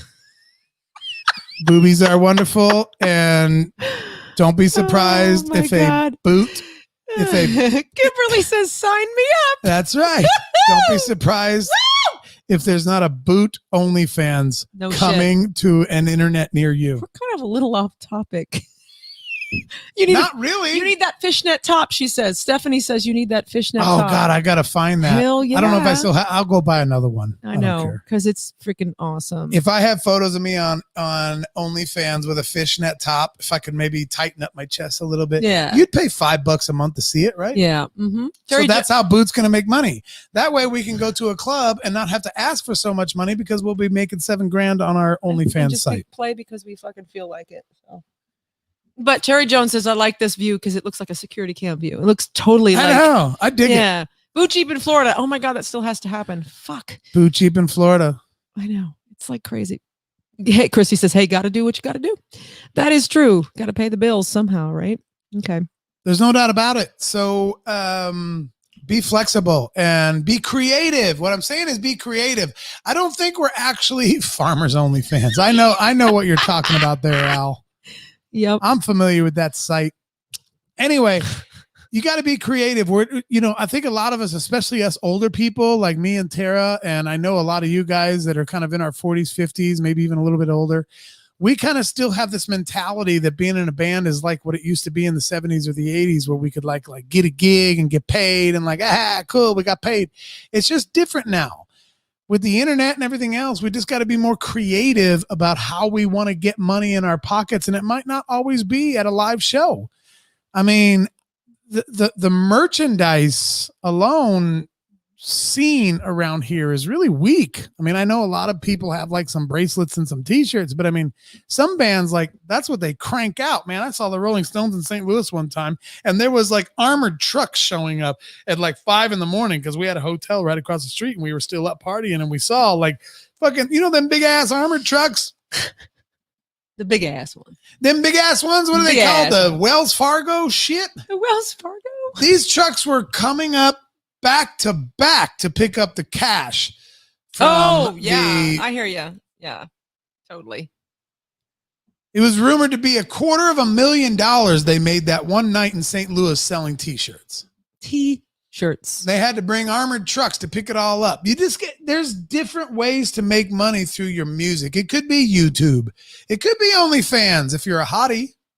Hey, we know someone personally who's making a pretty damn good living doing that. We do know some OnlyFans people that are, I'm about ready to do it. I know. I'm just looking for all the chicks out there that have a thing for 50-year-old washed up wannabes. And yeah. Dad bods. Dad bods. Yeah. Dadbods.com. Let's go there. What? Wait, we're way off basis now. Not really. I'm still talking about being creative in your music. Play your shows, do your shows. Keep doing that. Just don't get so mad at venue owners. Don't get so mad at the people who may or may not afford to be able to come see your band. It's not about how much money you make at the door. It's about how much money you can make doing lots of other things. A lot of awareness you could get built up through all kinds of different venues, all kinds of different avenues, if you will. And you got to be flexible. You got to be flexible in the way you think. 100%. If you want to make more money than you're making as a band right now, step outside the box of thinking the only cash you're going to get is at the door. Step outside that box. Mm-hmm. Think about something else. Stephanie would go to your OnlyFans page. I will always be your top fan, Dan. Yes, she will. She will. Only dads. Josh only dads. Only dads. Oh my God, that's fantastic. Hey, that's a thing. Like, for reals. Maybe. I'm saying that, but I don't know.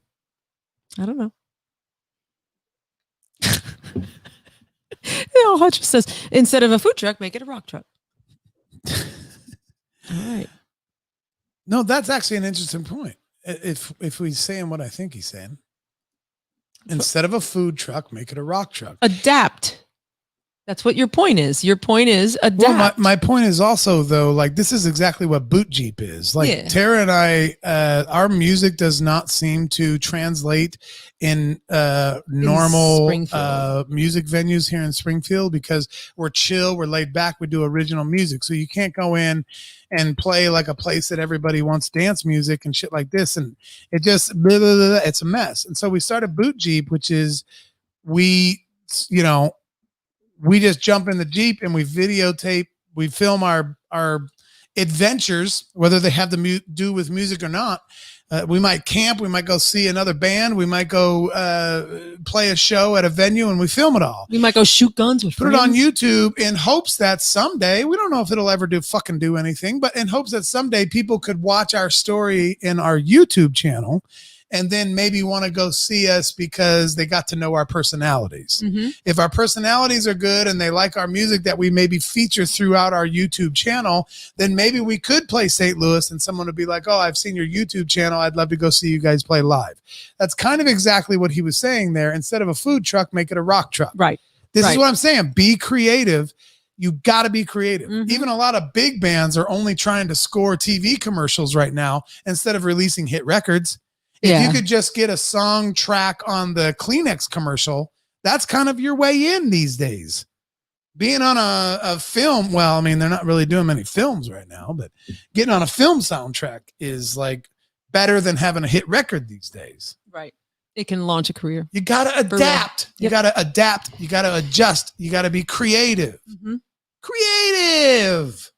Don't just count on the money at the door. Right. We've already accepted there's tons of people that just like they either can't afford it or they think it's bullshit to pay to go see a band, which I think is kind of horseshit, because you'll go pay more money to go see a movie. You'll pay more money to get your damn haircut.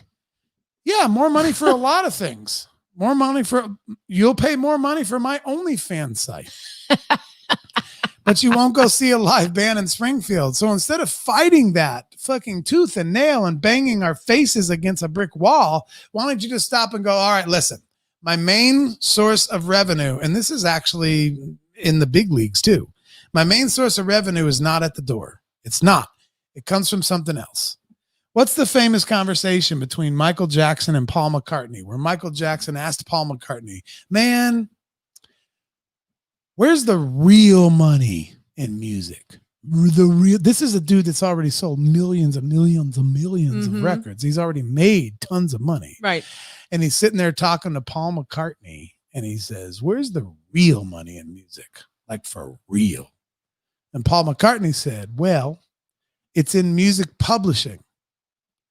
So a couple of years later, what did Mike do?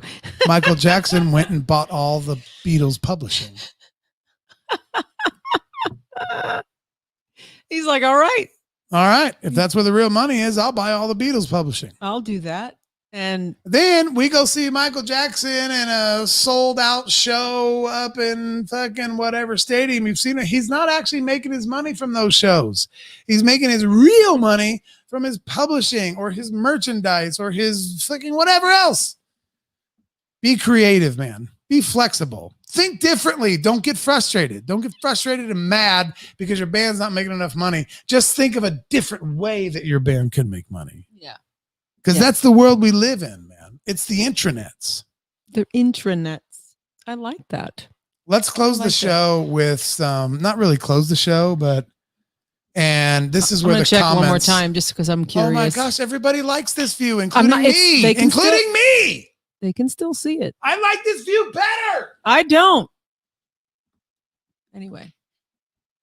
What do you want to close the show with? I want to close it with, I want a different host for my show instead of her. I don't want to be on a show with her anymore. I'm your fucking engineer, brother. This is step one in our separation. You would have none of this without me. Step one is I don't want her anymore. She's terrible. And she's dumb. Kenita Silva's like, oh my God, I'm stressing out. Mom and Dad are fighting. Mom and Dad are fighting. It's driving me I'm nuts. just joking. It is a kind of a cool view, but you know, Let's tell some money stories. money stories. All right, we're going to tell some money stories, and we encourage some of you to chime in and tell us some good ass music related money. Thank you, Stephanie. Stories. Stephanie does not like this view. I know, but it's still kind of cool. It's vibey. We're like going for it. We're Well, just you know. working with what we got. Fine. Tara and I will start our own show. That's what Oh my Michelle God, says. you guys would slay my show. We would kill, lady. Michelle and I would fucking kill. So yeah, because I know how to do all this and he doesn't. I so, was kidding. So anyway, I'm just saying. Of course, you I'm know, kidding. He's of course kidding. Yeah. Settle for the bronze, Dan. Yeah. I look a little bronze. I look like I'm made out of metal. I look like Max Headroom. Gets the way. Christy says, Tara, you and your boobs are always welcome here to start your own OnlyFans podcast. Boom. Thank you, Christy. I don't think I have anything I can get my OnlyFans page up off the ground with. Ooh, I like this. $100 bills per song for encores and barn private party that nobody can talk about. Hey, speaking of which, we have our own little barn party happening Saturday, don't we? Yeah, we do. And I also have private party money, part of my money stories. We're going to tell some money stories here towards the end. Money stories. All right. T Michelle is the says show. T is the show. I Thank you, believe that. Michelle. It's so funny. I don't talk at all. He talks the whole time and I just sit here and she's like, T is the show. But everybody knows that's my way of expressing my insecurity. So is it? And yeah, me talking. wearing my boobs like this is my insecurity. So No, you actually are just sitting there Aw. secure, like, yeah, I am the show. thanks. Who's got some money stories? You've got to, why don't you go first? Because I'm trying to think of some. I've got a couple, but like, I don't know what we're going for, but I've got a couple. Why don't you start the flavor of this? And please write in the comments. Like I keep moving the mouse like you can see it. You guys can't see that, but in the comments, please, over there. Wait, it might be, it's that way or no, it's towards me. Okay. The comments over here, write your money stories, good or bad. Let us know. Dan, do you have one? Well, I've got a few. Are we going to do the best and the worst? What's the best paying gig you've ever had, Tara? Well, I was on the road with the Statler brothers. Jesus Christ. So, hey, if that was your best paying gig, I do find it was. interesting that your best paying gig was the gig you did all by yourself. You spent so much of your life thinking you had to bow down or cowtail. What do they call it? I don't know the damn country phrases. Kowtow. I don't know what that means. Down to some other guy in the band that thought he was better than you, and you didn't make shit. Then you finally get offered to play a gig all by yourself, playing along to cassette tape tracks. Hey, we got eventually. You got better later because you made money. Because you made money, so you got better. But at first, it was cassette tape tracks. Cassette tape tracks. Hissy cassette tape tracks. And Tara all by herself. Away from all these pieces of shit that tried to make her feel like they were so much better than her. And she didn't know what she was doing. And she was making how much per half hour? When I started, $750. And when you ended? $1,000. For 30 minutes. Nice work. Thank you. Because you were always the shit. Just like Michelle said, you are the show. Tara is the show. $1,000 for 30 minutes. There was a tour that we did. Eat that shit, all you fucking asshole musicians who tried to make her feel like she wasn't as good as you. Because you're out there. Try to make her feel. No, you shut up a minute. Try to make her feel like.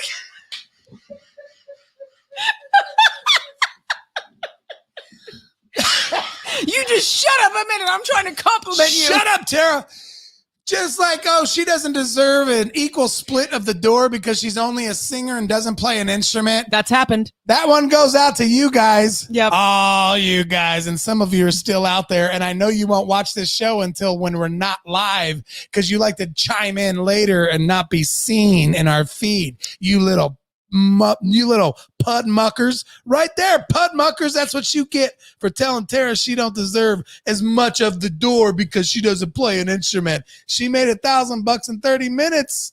motherfucker. Not playing one goddamn instrument. Still didn't play an instrument. Still didn't load a piece of gear in. Just got her cute ass up on stage and sang for 30 minutes. That's better than you. I hope you die.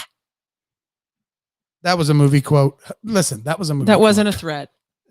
That wasn't a threat. Please. It was a movie. Yeah, well, I For the hope love you of die. God. So what's funny is you say that, attaboy, Michelle, attaboy, creepers. Yes, absolutely. So I lost my train of thought. My train of thought comes and goes too fucking quickly. I need to speak what's on my mind before it goes away. And now it's fucking gone. And it was a good thing. And now, oh well. That was great. That was some great podcasting. That was right great there. content right there, wasn't it? That was great content.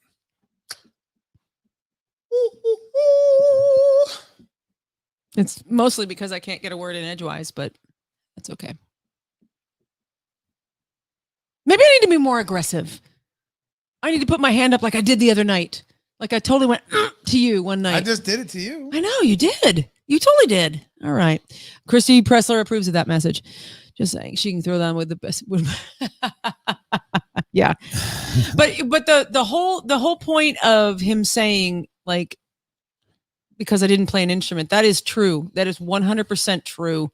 And it happened. And then I ended up fucking making more money than any of those people ever made in 4 hours, let alone a half an hour. And so Still to this day, no matter anybody, still to this day, except for maybe that one dude that plays with Brad Paisley. yeah, that dude that plays with Brad Paisley might get paid He's more probably but he making- wasn't a dick either. No, he was absolutely a dream. And He was super cool, but every other person you've ever played with has never made $1,000 in 30 minutes. Period. playing music. You can be like, well, I'm doing this now. Like, that's great. You ain't making $1,000 in 30 minutes. The only story that I have in that respect is If when you're talking about money, when it really hit me is when what okay. I don't know if this is good podcasting or not, but I'm gonna tell the story anyway. Wow. Okay. I'm gonna put that up real quick because I've never heard this before. The singer should get half the door since they are usually the front, while the musicians stand in one place and wait for the lead. Holy Amen. fuck. First of all, I've never heard a musician say this, let alone a man musician. Holy shit. Wow. Wow. Hey, he said he's home drinking whiskey and getting frisky. He just wants to see my boobs or something. I can't. Hey, that's on OnlyFans. I can't believe this is real. No, Terry Jones, thank you. That is, I don't necessarily agree with the half thing, but I totally love that you said that. Yeah, me too, Stephanie. I fucking hate this. I don't like this at all. But hey, we're doing what we can. I love this view, Stephanie. I don't. You're still my girl, so you need to just like the same things I like. Yeah.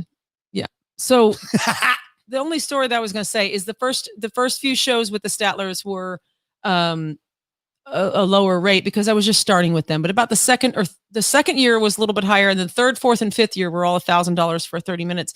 And we did a show, a series of shows through the Northwest, and they ran from Bellingham, Washington, down to Southern California, and it was probably 8 or 9 shows. And what the Statlers would do for me was give me one show in cash, and then they would give me the rest in a check. So that allowed us to have cash in our hands to kind of make it home or whatever. So there was, whatever. So I got $1,000. I remember this. It was 11 shows. So I got $1,000 in cash, and I got a check for $10,000. And there's a picture. It might be on a different computer somewhere or something like this. I thought I had, because Facebook was not a thing back then, but I took a picture of the money and the check, and it was literally $1,000 in cash and a check for 10 grand. And literally in 12 or 13 days, I made $11,000. It was the most amazing fucking trip of my life. So that's my high paying story of my career. Yeah. That's mine. Michelle said she didn't play an instrument either, but she did her damn fair share of loading in and out. That too. I did that too. That's why I love her and I love you. Always your fucking girls, did that. You are both like badass bitches that don't fucking bitch about shit like that. I can't stand when a lead singer pulls in and just like grabs the mic and starts singing and doesn't load a goddamn thing. It's annoying as fuck. Oh yeah, of course it is. You scroll back up here a second. What you want? Who are you looking for? A little further up. Oh, Josh has a good story. Right here? Yeah, a good money story. We're talking about money tonight. Okay. Show me the money. Show me the money. Just make sure the check clears before the guitarist starts flirting with the bride and almost gets in a fight with the groom. True story. I wasn't there at your gig, but that is like 90% of the weddings I've played. Yeah, man. And it is all about money. I'll tell you about a wedding I played. This is a good money story. Can I tell you a good money story? Please do. Please so for those of you who kind of know my story, I was in Machine Gun for a long time and then I wasn't. But I mean, a long time, like 11 years. And so right towards the end of me being in the band, we got booked to play a wedding. And the wedding, I'm not saying this arrogantly. I'm just telling you what the facts are. The wedding was booked specifically because I was the singer by the mother of the holy shit, by the mother of the groom. By the mother of the groom. People would know who he is, so we better not describe him. Yeah, you would know who he is if I told you, but I'm not going to tell you. And so she goes to a show, one of the very first shows after I had left the band. She goes and sees the band, and I actually was there. I actually went to support them, right? Yep. Or ridicule them and, throw eggs at them. No, I didn't do that. Make them nervous. No, it was nothing. Anyway, mom was there because the wedding was coming up soon. The mom of the groom. The mom of the groom. The mom of the groom was there, and she saw that I was not in the band. She also saw me just walking around on the floor. She walked up to you and said, "What the fuck?" No, she was pissed, bro. She was pissed. She came up to me and she's like, "What the fuck's going on?" I was like, "Well, I'm not in the band anymore." And she's like, and she had, I'm not going to disclose how much she paid. Okay. But it was for the band itself. For the whole band. It was 4 digits. It was 4 digits. Mm-hmm. All right. A healthy 4 digits. It was 4 digits and more than 1,000. Okay. So anyway, so she comes up to me, almost pissed at me. Like, why aren't you? What is the deal? What's going on here? I was like, ah. And I'm not the one that booked the wedding. Somebody else in the band booked the wedding and never told her that we don't have Dan in the band anymore. So she's fucking livid, bro. So she comes up to me like, what the fuck's going on? I was like, hey, I can't tell you.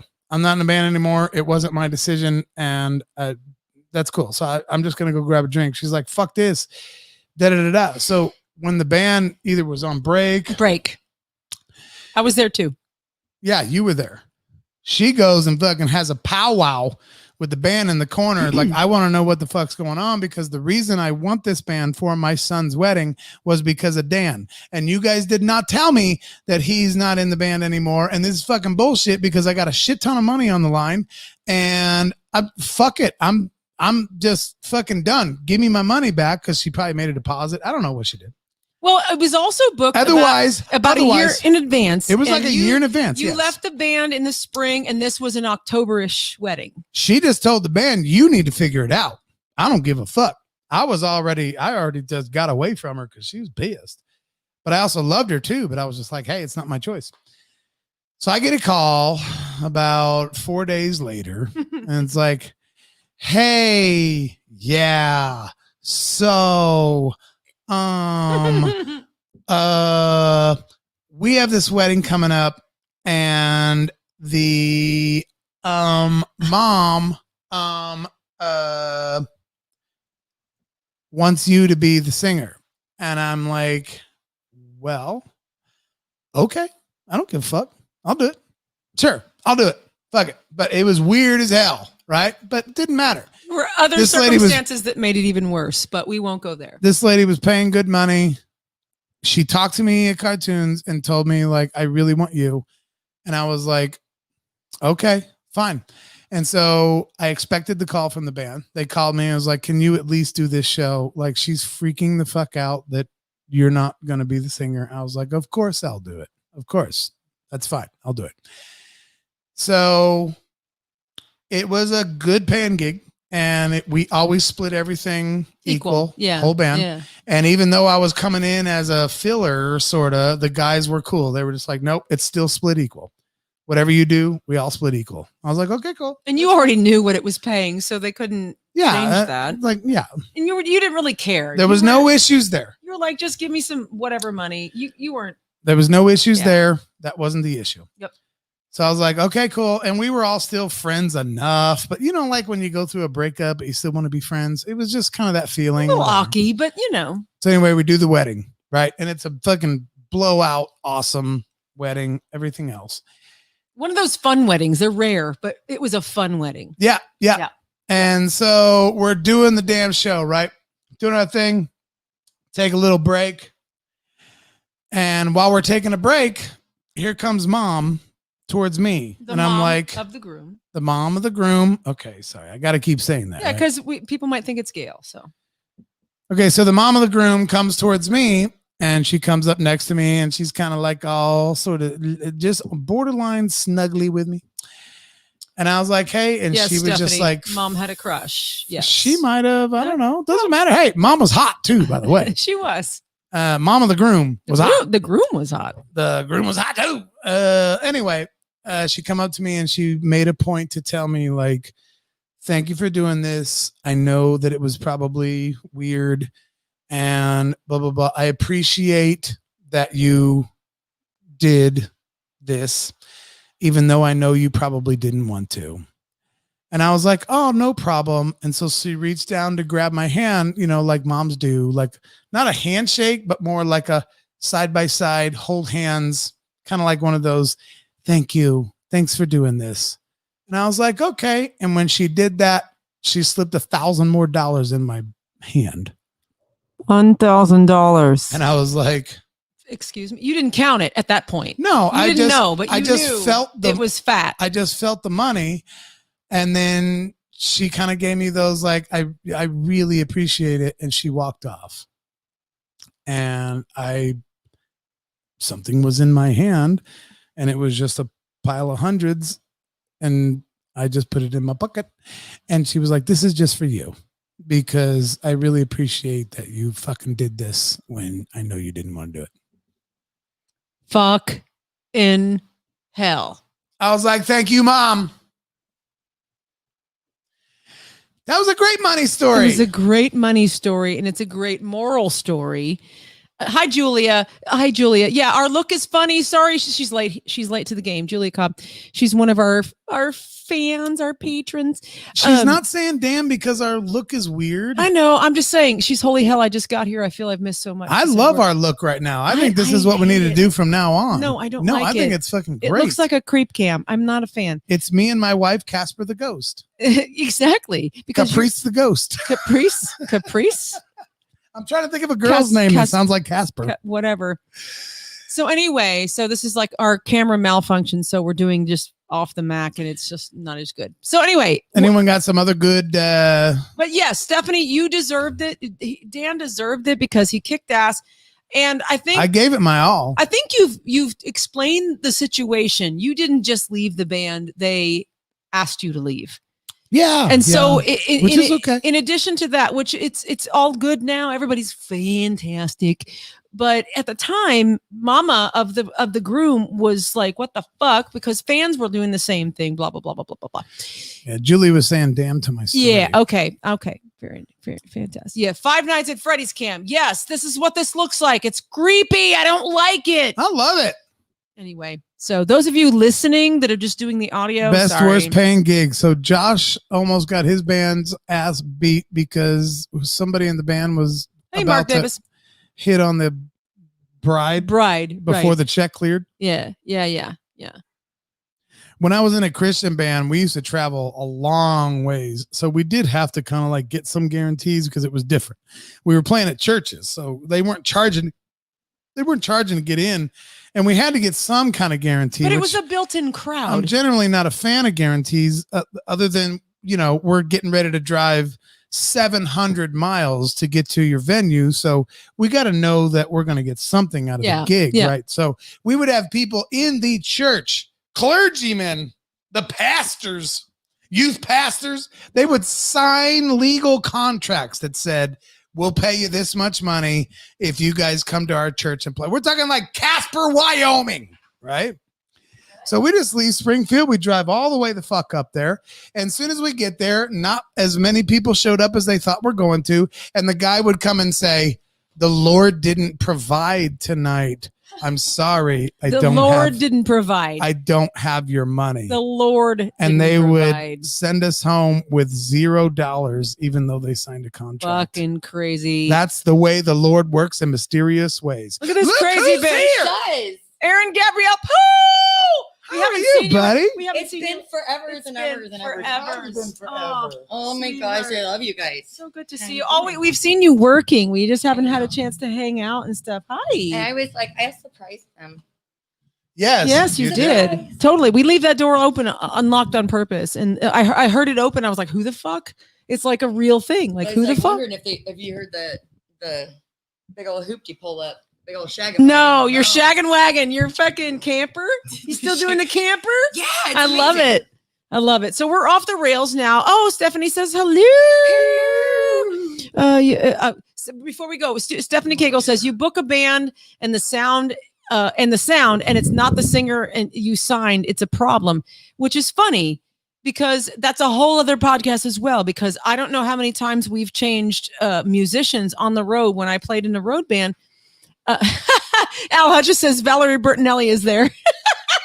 That's right. But I don't know how many times we've changed players in our road band and people didn't even notice. But I swear to God, one time I was sick. One time in my 25 fucking years that I canceled the show because I was sick, but I had a replacement. Everybody was like, what the fuck is going on? Because people notice that lead singer. And I'm not saying anything against the musicians. No. Because we're a team, right? Everybody changes, things change and all this shit.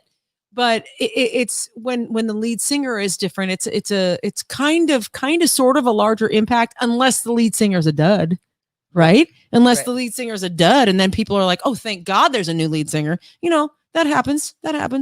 All right. So anyway, I'm trying to keep up. Best paying gigs. Neil's Air Force Base in Las Vegas, Nevada. Oh my God, Mark Davis, that sounds amazing. I would love to have been there. Right? Oh, so Julia says she just listened to your podcast, Oh Lord, your episode. Fantastic. One of my mini episodes. We got a little shitty. No, you're like interviewing episode. Yeah, no, I know. We got a little shitty on some fucking Fireball that night. Oh It was my a little gosh, random. It was a little shit crazy. Face. Fantastic. They're we love like, Julia. what's your drink of choice? And at that time, it was Fireball. God knows why. And the hell, we had Um, this big giant bottle. And Christy polished Presser it says, off. Erin! Erin.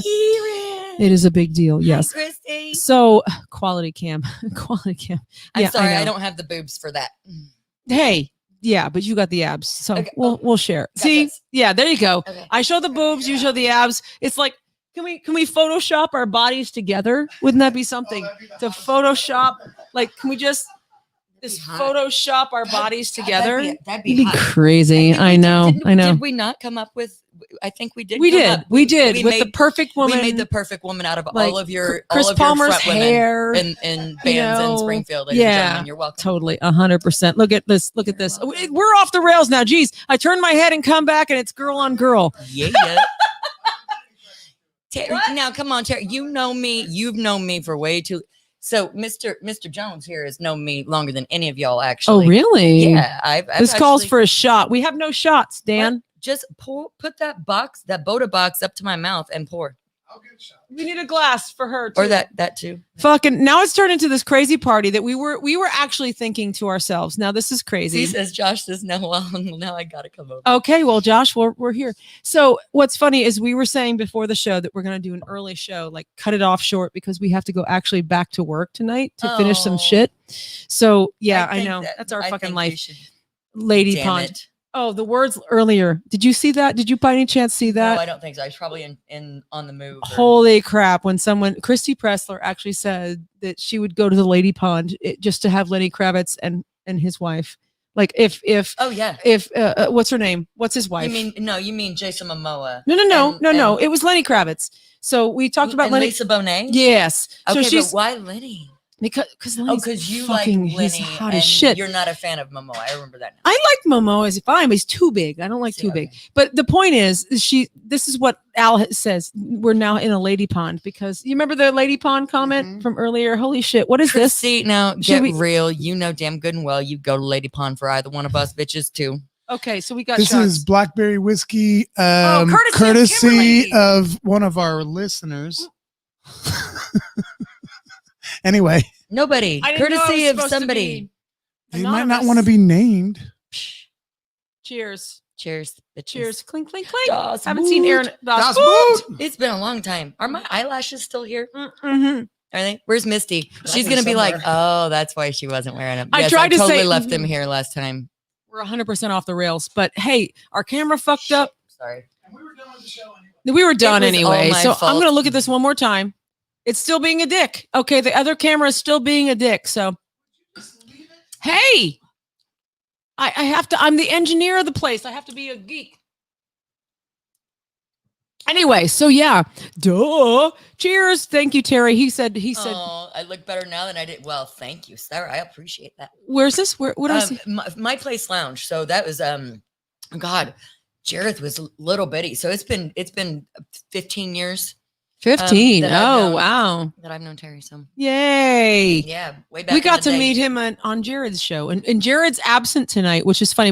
We've been absent from his show a couple times, so he's probably just sitting there, just with his arms folded, like, you didn't watch It's my okay. show. Hey, I'm not gonna watch yours. That's right. It's okay, Jared. You think that's what they've Jared's got doing? me. They don't need you. Probably. It's all right. I'm just joking. Do you like Moses's fur? Look at this fur. I know. I know. I saw that. He's all dressed up because I'm glad. he's a He was rock trying to star. show his money, His money. Well, money. It's like I love it because I've seen you in that, and I've seen James, and I've seen everybody. I've like seen all these different Yeah. people This in it. fur- Now, This and particular now, vest. and now Moses, yeah, because it's like it's like here, you need this. I don't have the boobs for it, and now all kinds of people. I with wore not that boobs. Actually, downtown when I got Yeah, popped for that's Aaron's DWI. fur. But anyway, I know. I saw it. I remember Is that seeing that. Aaron's I was fur? like, I know. what? Originally, is that Aaron's fur? Original? Yeah, this is one that I had. I Yeah. that Renee, I think maybe either Renee gave it to me or It's made its somebody- rounds. somebody else gave Yes. it to me, and it just doesn't do me Yeah. justice. It's fantastic. Oh, there's Jared. Now that we Jared. mentioned him, he decides to pop Oh, on. look, he's got the smirky face. Uh-huh. Or is it the sad face? I don't can't know. tell. He's probably still poor mad guy. at us from last week. Is he mad at us from last week? Yeah. Is this Because one of we made these? fun of him saying, Oh, because we did. We harped on him pretty bad. I saw his last video he posted, and I could tell he was really trying not to say That was Oh, good. really? Yeah, he was doing good. Well, it was that's good. You know, it's just constructive. It was constructive. He dogs us. I mean, constructively criticizes us too. No, He he gives does. me shit from the rooftop to the basement. We love Jared. Fuck yeah, we do.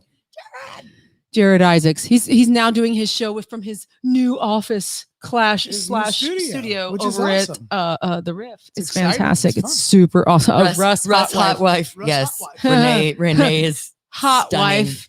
Just saying. I would- Anyway, Yeah, I'm pretty sure that Russ is Renee's good-looking husband. It's more. I don't know. He's more her husband than she is his wife. I know what you're saying. You know I what got I'm trying you. to say. Yes. oh Um, Jesus, Jones. Jared Jesus. says. Jesus. Hey. Jones. This show was under control. I'm sorry. No, I'm not blaming you. Oh, you can. I'm totally just blame gonna me. say. No, this is how the ending is supposed to be. Thank you, Al. Al's like 100%. That was another thing. 100%. 100%. 100%. 100%. 100%. That's another thing. 100%. Jared Isaac's show is awesome. 100%. 100%. What's funny, Jared, I'm gonna keep it I will 100. say this. Yeah, keep it 100. Keep it 100. But that's kind of cool because we gave Jared a little bit of shit for all the times he says 100%. And so what's funny, Jared, if you're listening right now, you will get a kick out of this. We took a 3 or 4 day break last weekend and chilled and all this crap. And we were talking out by the campfire and I kept saying, yeah, 100%. And then about the third or fourth time I said that, and I went like this. I went, fuck, I say that all the time too. So sorry for giving you shit because I say it all the time. The 100% from watching wrestler interviews, Too many wrestler interviews. Oh, okay. which you guys would know that background about him if you would watch the if interview you on listen Unsung to the Dreamers. fucking interview. or listen to I'm the gonna interview. bring it 100%. 100%. 100%. Brother. Look, Right. it's the girls. I know we're better. Fucking high five, little high five. Oh, cute. Oh, look, we can do it because I can see. So Look, I don't even have to look at you. I know. It's like what the fuck? Okay, so Sorry. I missed you guys so much. okay. Shenanigans. Anytime a wrestler's interviewed, they enter by saying 100%, and then they follow with the real interview. Okay, so Yeah. I get it. You don't. Here's the thing, Jared. Tara doesn't give you guys any chance to read comments. She just clicks them on for 10 seconds. You better be a fast reader. But I just read it, You just- so I know you clicked it. and it's you an clicked it off. ongoing Like, thing. why not that- just leave it on so people watching could read it? I don't Because not understand. everybody can be as freaking handsome as you are. I know, I'm pretty awesome. With your fluffy hat, I love your Look fluffy at me. hat. Look how at me cute with you my are. It's a toque. This is a It's a toque. toque, and with your fluffy fucking chops, man, you got some fluffy They are chops, fluffy chops. going I just on. noticed that. Fluffy chops, they're Fluffy- going crazy. Fluffy chops. He's got some fluffy chops. Fluffy chops. Oh my god, you fluffy Oh chops my are god, driving your me chops are fucking so crazy. fluffy. It's Oh my oh god. God. So so we're over 2 hours now. Holy shit. Okay, we have another visitor, and I It's guess the fluffy chops. I guess who else is fucking here? Is that the one? Okay. So we're going to wrap it up.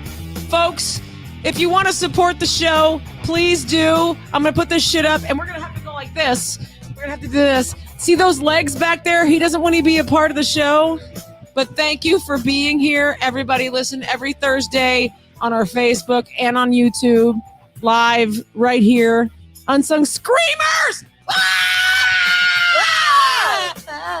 So join us anytime you want to. We're going to do whatever happens in this studio after we sign off, which is usually just, I don't know, maybe Bible study. Party. Maybe some Bible study I got some and some- scriptures for you. and some movie watching and stuff like that. So we're going to hang out and we're going to chill, and we will see you next week, next Thursday, right here.